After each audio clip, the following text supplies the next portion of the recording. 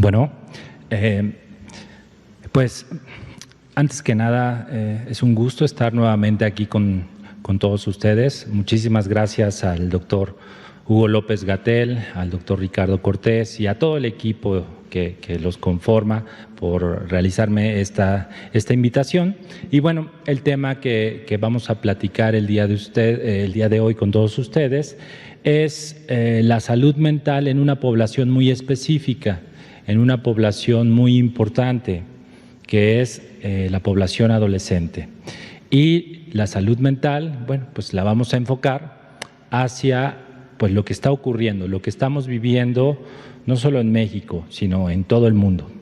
Y vamos a comenzar definiendo a la salud mental como un estado de equilibrio emocional, cognitivo y conductual que va a permitir a cualquier individuo desenvolverse de una manera responsable en su entorno familiar, social, laboral, y que además le va a permitir gozar de un bienestar y de una adecuada calidad de vida. Esto es la salud mental. ¿Y para qué nos serviría la salud mental? ¿Para qué serviría tener una adecuada salud mental? Bueno, serviría para muchas situaciones, para enfrentar el estrés mismo que vivimos en el día a día, para tener un estado de salud física óptima, para tener relaciones interpersonales adecuadas y sanas, para poder ser una persona con adecuado desempeño laboral, académico, para tener una buena relación familiar, social, etcétera. Podría seguir yo mencionando cuáles son todas las ventajas de tener una adecuada salud mental. Sin embargo, la salud mental también se puede ver afectada. Hay varias situaciones en la vida que nos pueden afectar este equilibrio del cual estoy yo hablando y que pueden provocar, pues, distintas complicaciones. ¿Qué factores pueden afectar a la salud mental, el equilibrio de la salud mental? Bueno, podemos mencionar una lista interminable de factores. Seguramente si yo les digo algunos los reconocerán. Por ejemplo, de los más importantes es el antecedente familiar o familiares en primer grado con problemas de salud mental. Por supuesto, es un factor que, como en muchas enfermedades, cobra una gran importancia. También podemos hablar de otros factores que pudieran alterar nuestra salud mental, que sería como pues la vivencia de algún trauma fuerte en la vida, cualquier tipo de abuso psicológico, físico o sexual, algunos estilos de vida poco saludables, etcétera. Todos estos factores pudieran afectar este equilibrio. Sin embargo, para no hacer esta lista tan grande, lo mejor y lo más actual es dividir a estos factores en dos: factores genéticos y factores ambientales. Y de lo que habla esta teoría de gen-ambiente es que cuando interactúan los dos al mismo tiempo, entonces puede presentarse este desequilibrio en la salud mental y transformarse, dependiendo de la persona o de la resiliencia de esa persona, en algún trastorno psiquiátrico de salud mental o en un sinfín de emociones o problemas conductuales importantes, sin llegar al sobrediagnóstico de todo. La siguiente, por favor. Bien, dentro de estos factores ambientales de los que estamos platicando, que pueden intervenir en un desequilibrio emocional o conductual en los adolescentes, pues es bien sabido que todas las dificultades asociadas a una contingencia como la que mundialmente vivimos por COVID-19, así como las medidas sanitarias que se han tenido que realizar para evitar el contagio y la transmisión del virus, son considerados como factores desencadenantes de problemas en la salud mental de la población en general.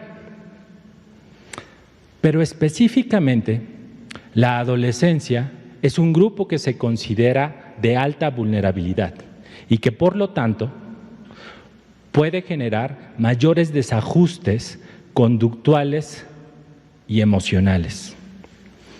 Y no es para menos. Es decir, pensemos, y ha habido un cambio radical y completo sobre las rutinas que los adolescentes estaban acostumbrados a realizar, ¿no? Desde hace más de 4 meses dejaron de ir a las escuelas para cumplir con sus actividades académicas y para socializar, que es una parte muy importante dentro de las escuelas. Desde hace más de 4 meses han dejado de salir por las tardes, han dejado de salir los fines de semana a ver a sus amigos, a ver a sus familiares, a ver a sus novios, ¿por qué no? Han dejado de salir a parques, a cines, a plazas comerciales, en fin. Por eso digo que no es para menos que empiecen a generar después de 4 meses una serie de problemas emocionales o conductuales que probablemente se vayan incrementando con el paso del tiempo y que, bueno, de marzo, del 20 de marzo a la fecha actual, pues probablemente ya estén cobrando una factura elevada en muchos de ellos. La siguiente, por favor. Ahora, ¿cuáles son las principales reacciones que se pueden presentar en los adolescentes tras más de 4 meses de confinamiento por COVID-19? Yo las dividiría en 2, alteraciones emocionales y alteraciones conductuales. Antes de entrar a una alteración emocional, pues habría que entender qué es una emoción, y las emociones no nos deberían de espantar. Todos, absolutamente todos, tenemos emociones. Las emociones yo las definiría como todos estos sentimientos que los seres humanos en general presentamos y que son secundarios o que son consecuencias de alguna situación específica que estamos viviendo, ya sea pasada o presente.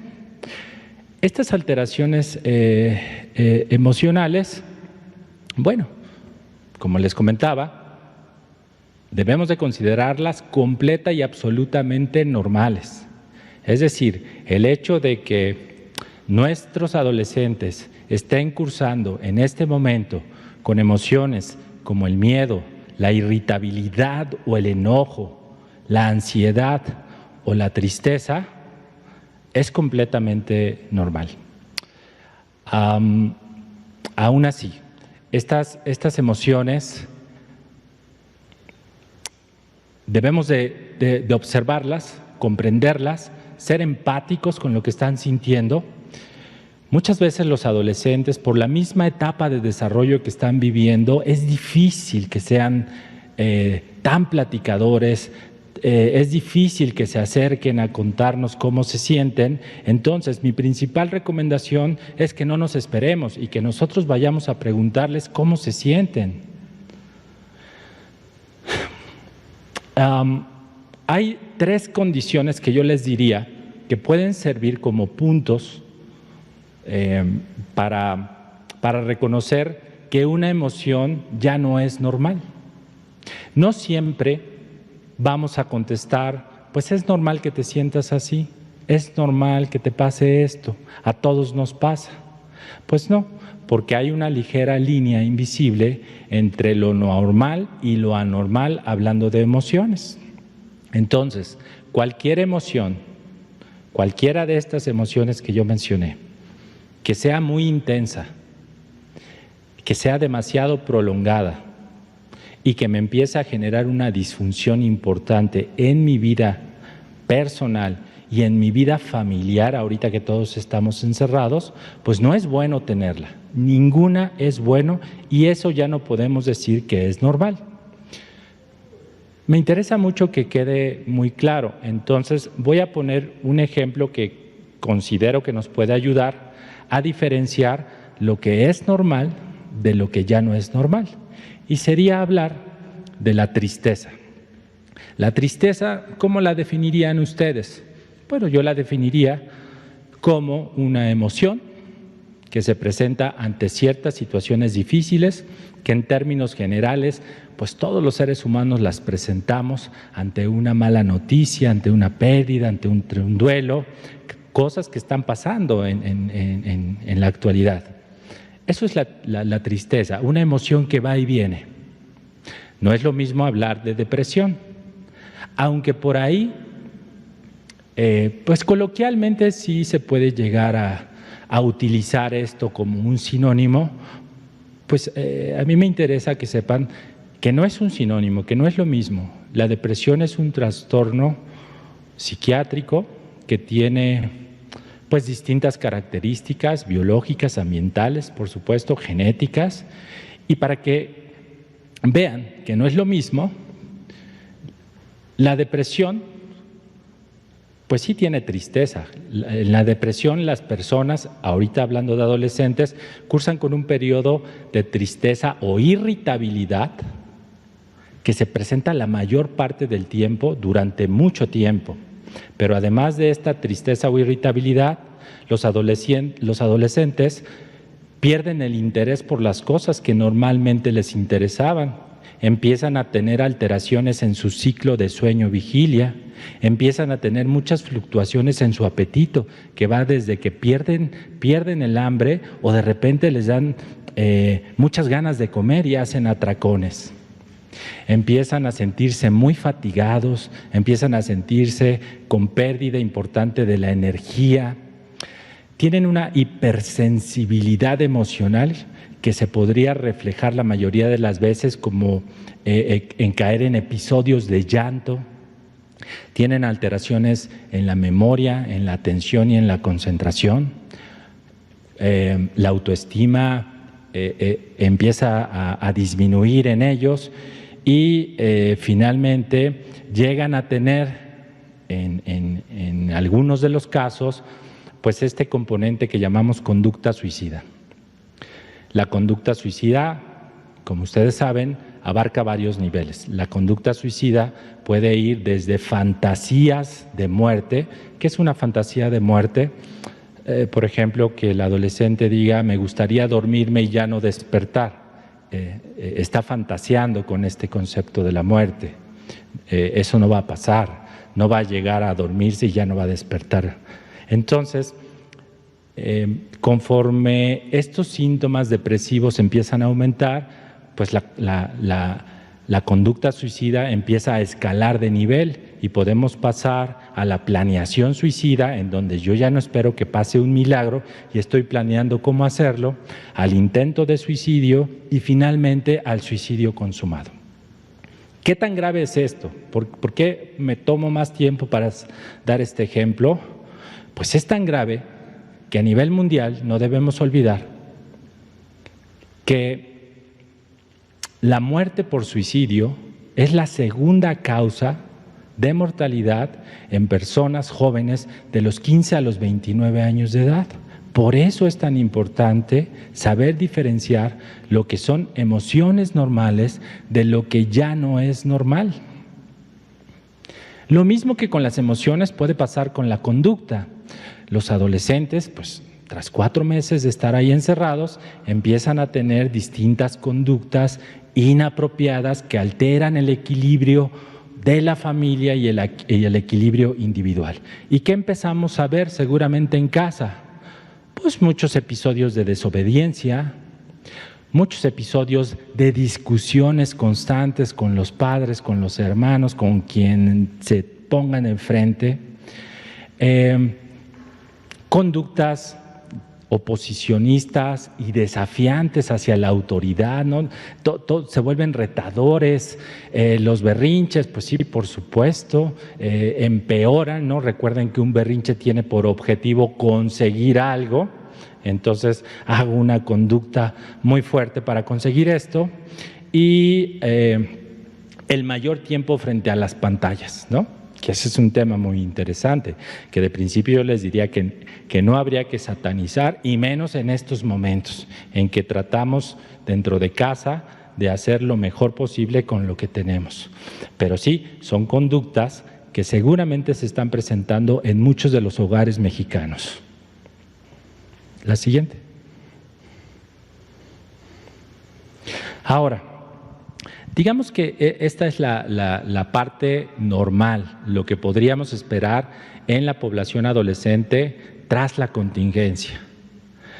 Sin embargo, ya también existen varios estudios científicos que están reportando lo que pasa en la población adolescente que tuvo que enfrentarse a este confinamiento por COVID. Y se ha analizado cuáles son las repercusiones psicológicas que se han presentado, y estos son los diagnósticos que más se encuentran reportados en la población adolescente.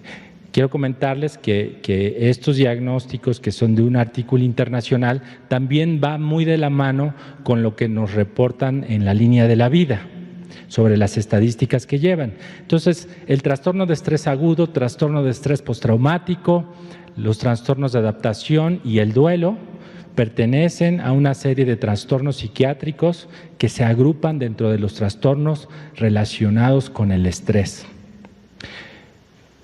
El otro gran grupo de problemas que se están presentando en adolescentes son los trastornos relacionados con sustancias, que estos incluyen a un amplio grupo de drogas en donde se ha determinado, se está viendo que existe un incremento en su consumo. ¿De qué drogas hablamos? Pues empezando por el tabaco, por las más accesibles, por el tabaco, por el alcohol, por el cannabis, por los sedantes, por los estimulantes como la cocaína, etcétera. Estos problemas son palabras mayores, y en estos casos, por supuesto, que no debemos de perder tiempo y debemos de recurrir a los especialistas. La siguiente, por favor. Ahora, una pregunta que seguramente todos tenemos como padres, como hermanos, como tíos, como cuidadores de adolescentes, como personas que vivimos en contacto con ellos, porque además en consulta a mí me la hacen mucho, es: ¿y yo cómo puedo ayudarles? Ya lo traje aquí a consulta, ya lo mandé al psicólogo, pero ahorita ¿yo qué puedo hacer como familiar, como persona que está en constante contacto con ellos? Bueno, yo les diría que pueden hacerse muchas cosas, pero yo lo resumí en estos 6 puntos. Primero, como adulto, como familiar responsable, como padre de familia, dar reconocimiento y validación a las emociones expresadas por ellos. ¿Qué es esto? Pues se los puedo dar en ejemplos. El validar y reconocer una emoción es hacerle ver que yo también me puedo sentir como él, que yo lo comprendo, que yo también me siento triste, que yo también he estado preocupado y que tengo momentos de mal humor. Entonces, se pueden utilizar algunas frases como: ¿es normal que te sientas así?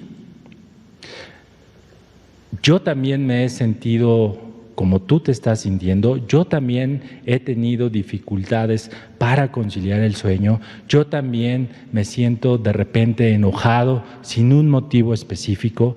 Eso es validar y reconocer emociones. Y como les decía hace un momento, hay que incitarlos a hablar de esto. Hay que dejar que expresen sus emociones como las sientan. No nos van a venir a decir sus emociones y nosotros o no los dejamos hablar o los estamos corrigiendo. Entonces, como estén experimentando las emociones, debemos de dejar que nos las digan así. Número 2, transmitir seguridad y tranquilidad es la base del éxito. Yo no puedo pedirle a mi hijo de 15 años que esté tranquilo cuando yo soy un mar de nervios, cuando yo estoy enojado todo el tiempo. Entonces, aquí, pues, señores, padres de familia, pues debemos de predicar con el ejemplo. O sea, si yo quiero transmitir algo, pues tengo que demostrarlo, ¿no? Tiene que ser coherente lo que yo le pido, que se calme, que esté tranquilo, pues eso yo también lo tengo que reflejar. Entonces, el momento de abordarlos es muy importante utilizar un tono de voz bajo y pausado, pues para hacer, o tanto para validar o como para corregir algún problemita de conducta o emocional. No debemos olvidar como tener este control pausado y disminuido de la voz. Eso le puede generar mayor seguridad al adolescente. 3, en algunas ocasiones las cosas se ponen más graves. Entonces, ya que estoy en casa, pues tengo pocas estrategias. No tengo como ahorita la facilidad de salir corriendo a cualquier hospital. Entonces, en casa, pues puedo utilizar algunas estrategias como el tiempo fuera. El tiempo fuera es muy sencillo, es que si yo noto algún estado emocional o conductual que está muy exaltado, lo mejor en ese momento no es estar confrontándolo ni tratándolo de arreglar. El tiempo fuera significa darle un espacio en el cual pues se recomienda que la persona que está ocupando ese espacio de tranquilidad, de soledad, se le pueda respetar. Entiendo que en muchos hogares mexicanos tal vez no tengamos esta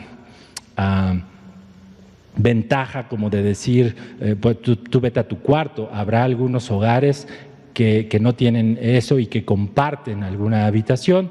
Entonces, en esos casos podemos utilizar el distanciamiento físico. Aunque estemos en el mismo lugar, le doy su espacio, ¿no? En el cual dejo que se tranquilice, y normalmente después de un tiempo, y además eso nos pasa a todos, nuestro estado de ánimo empieza a bajar. Hay otras técnicas como la de extinción, que esto es igual cuando noto una conducta muy agresiva, cuando veo que está muy violento, muy retador. La conducta de la extinción, traducida en términos coloquiales, es ignorar esa conducta. No prestarle atención ni positiva ni negativa. ¿Qué es atención positiva y negativa? Es decir, no ir a regañar, ni tampoco ir a decir, me disculpas, te doy un abrazo. No en ese momento. Entonces dejamos que se extinga esa conducta, y lo más frecuentemente que pase es que después de un tiempo, aunque al iniciar esta técnica la conducta tiende a empeorar un poquito, después de un tiempo, si somos firmes, la conducta tiende a disminuir, y en ese momento sí puedo reforzar positivamente, pues con frases como: me da mucho gusto que ya te hayas podido tranquilizar, ahora sí podemos platicar. Y ahí estoy reforzando positivamente una conducta. Sé que esto es muy difícil, pero estamos en situaciones difíciles, estamos en tiempos difíciles.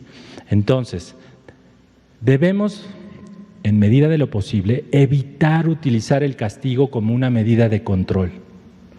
A lo mejor esto es lo que frecuentemente hacemos, pero ahora no es el momento, cuando se pueda. Entiendo que en ocasiones se tiene que hacer, y hay que enseñarle al adolescente que en la casa hay límites, y siempre hay que advertirle que va a haber consecuencias si él no cumple esas reglas. Pero una estrategia que les pudiera ayudar más ahora en casa es a lo mejor fomentar las ganancias, fomentar los reforzadores positivos, no los castigos. No es lo mismo decir, si tú haces esto, entonces yo te quito esto. Lo podemos decir de otra manera. Si tú no haces esto, entonces yo te puedo premiar con esto, yo te doy esto. Entonces, a eso me refiero. Hay que decirles en este punto, y hay que ser empáticos con ellos, de que se pueden enojar, que están en todo su derecho y que pueden expresar cómo se sienten. Pero está prohibido gritar, insultar, golpear, romper objetos, lastimarse. Eso sí está prohibido. Entonces, se los debemos de dejar muy claros. Evitar el exceso de información en noticias o redes sociales. sí, caray, esto nada más incrementa la ansiedad y el enojo, pero no solo de los adolescentes, sino creo que de todos los que tenemos un exceso de noticias, y más porque muchas de ellas son falsas noticias. Entonces, sí controlar mucho esto. Y el último es, creo que el mejor tratamiento que nosotros le podemos dar ahorita a un adolescente es enseñarles cómo cuidarse, de no contagiarse, de no contagiar a alguien más, y enseñarle todas las medidas de sana distancia para evitar estos riesgos. Eso es lo mejor que podemos hacer con ellos, ¿no? ¿Van a salir? Sí, claro, estamos en la nueva normalidad, pero hay que enseñarles cómo deben de salir, cómo deben de cuidarse. Eso es lo mejor que podemos hacer con ellos. La siguiente, por favor. Bueno, y recordarles que si necesitan orientación, que si necesitan un apoyo, pues que tenemos redes de profesionales como Contacto Joven, que es la Red Nacional de Atención Juvenil, en donde si sentimos que la situación ya salió de control, podemos enviar la palabra contacto al 5572 11 2009, y ahí personas, de esto ya hablaron en otra conferencia pasada, hay personas jóvenes que fueron capacitadas, dan una atención. La siguiente, por favor. Y por supuesto, la línea de la vida, en donde podemos comunicarnos al 800-911-2000, y de la misma manera personas capacitadas, personas especialistas en el área podrán orientarnos hacia qué es lo que necesita. Esta línea de la vida también los conecta con las distintas líneas de atención telefónica que están prestando sus servicios, que centros de integración juvenil, que son algunos hospitales psiquiátricos como el Instituto Nacional de Psiquiatría, el Hospital Psiquiátrico Infantil Juan N. Navarro, el Hospital Fray Bernardino Álvarez, etcétera, etcétera. ¿La siguiente? Listo. Bueno, eso es todo de mi parte. Muchas gracias.